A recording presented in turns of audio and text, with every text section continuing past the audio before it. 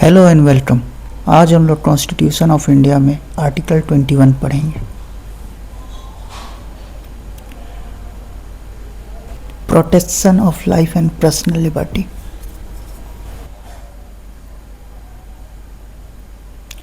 इसमें तीन चीज़ें होती है: right to life, right to personal liberty and procedure establish by law. पर ज्यूरिस्टिक पर्सन पे आर्टिकल 21 एप्लीकेबल नहीं होता, मतलब कंपनी, कॉरपोरेशन, कॉरपोरेट बॉडीज, इन सब पे। पर डेड पर्सन वो आर्टिकल 21 में कवर्ड है, ज्यूरिस्टिक पर्सन नहीं है, डेड पर्सन है।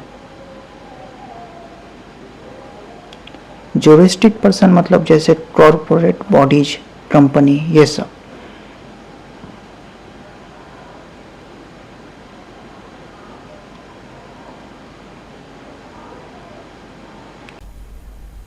एक केस है Francis Coralie versus UT of Delhi, जिसमें सुप्रीम कोर्ट ने कहा था it is fundamental right to live with dignity, है ना।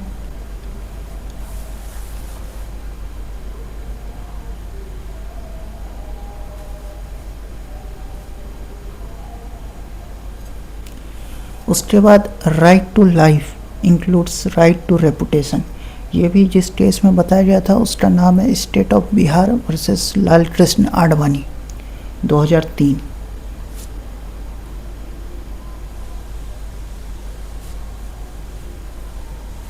उसके बाद एक केस था right to unpolluted environment, Murli S Deora versus union of India. पहले जब एक्सीडेंट होता था तो डॉक्टर्स जो हैं वो पुलिस का वेट करते थे, पुलिस आती थी, इन्वेस्टिगेट करती थी, इन सब में टाइम जाता था और पेशेंट की मृत्यु हो जाती थी। बाद में गाइडलाइन आया कि आप पहले ट्रीटमेंट स्टार्ट कीजिए, पुलिस का वेट मत कीजिए।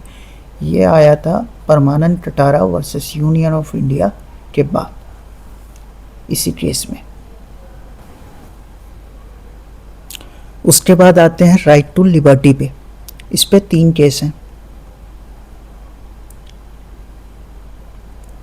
पहला है ए पालन वर्सेस स्टेट ऑफ मद्रास। इसमें नैरो इंटरप्रिटेशन दिया था सुप्रीम कोर्ट ने। इसमें कहा था रॉन्गफुल कन्फाइनमेंट यदि है तो वो आपकी राइट टू लिबर्टी को हैम्पर कर रहा है। फिर सेकेंड केस में ये हेल्ड हुआ कि ये लिमिटेड नहीं है, रॉन्गफुल कन्फाइनमेंट तक ही। इसमें कहा कि ये लिमिटेड नहीं है रॉन्गफुल कन्फाइनमेंट से। फिर Maneka Gandhi versus union of India, इसमें वाइडेस्ट पॉसिबल इंटरप्रिटेशन दिया। यदि पासपोर्ट भी सीज हो जाता है ना, तो वो भी राइट टू लिबर्टी को हैम्पर करता है।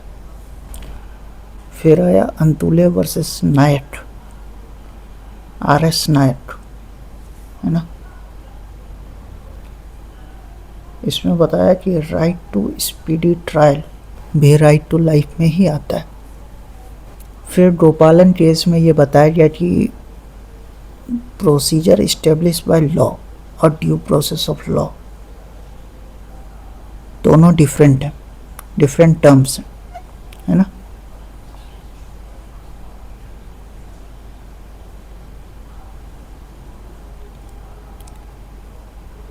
AK गोपालन 1950 वाले केस में बताया गया कि प्रोसीजर इस्टेब्लिश बाय लॉ और due process of law are different terms. Procedure establish by law parliament से जो पास होता है वो इस्टेब्लिश बाय लॉ होता है, और ड्यू प्रोसेस ऑफ लॉ क्या होता है? Law of natural justice.